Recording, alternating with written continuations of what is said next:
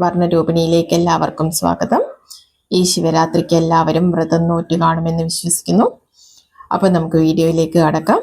ഇന്ന് 17 അമാവാസി അല്ലെങ്കിൽ കറുത്തവാവ്. അമാവാസി എന്താണെന്ന് എല്ലാവർക്കും അറിയാം.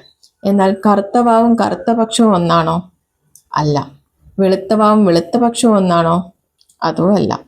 കറുത്തവാവ് അല്ലെങ്കിൽ അമാവാസി കഴിഞ്ഞു വരുന്ന ദിവസങ്ങളാണ് വെളുത്തപക്ഷം അല്ലെങ്കിൽ ശുക്ലപക്ഷം എന്നറിയപ്പെടുന്നത്. വെളുത്തവാവ് അല്ലെങ്കിൽ പൗർണമി കഴിഞ്ഞു വരുന്ന ദിവസങ്ങളാണ് കൃഷ്ണപക്ഷം അല്ലെങ്കിൽ കറുത്തപക്ഷം എന്നറിയപ്പെടുന്നത്.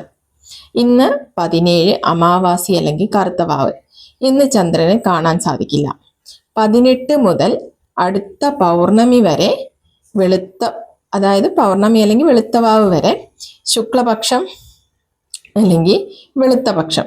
ഇവിടെ 1-ാം തീയതി പൗർണമിയായിരുന്നു, അതായത് അന്ന് പൂർണ്ണചന്ദ്രൻ. അന്ന് രണ്ടാം തീയതി തുടങ്ങി 16-ാം തീയതി വരെ കറുത്തപക്ഷം അല്ലെങ്കിൽ കൃഷ്ണപക്ഷമായിരുന്നു. വെളുത്ത പക്ഷത്തിലെ ഷഷ്ടിയാണ് നമ്മൾ സാധാരണ നോൽക്കുന്നത്. 2 പക്ഷത്തിലും പ്രതിപദം തുടങ്ങി ചതുർദശി വരെ കാണും. ഈ മാസം വെളുത്ത പക്ഷത്തിലെ ഷഷ്ടി 23-നാണ് വരുന്നത്.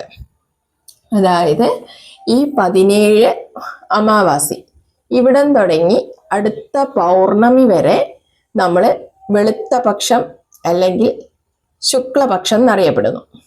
ഇവിടെ പൗർണമി തുടങ്ങി കറുത്തപക്ഷമാണ്. കറുത്തപക്ഷം അല്ലെങ്കിൽ കൃഷ്ണപക്ഷം.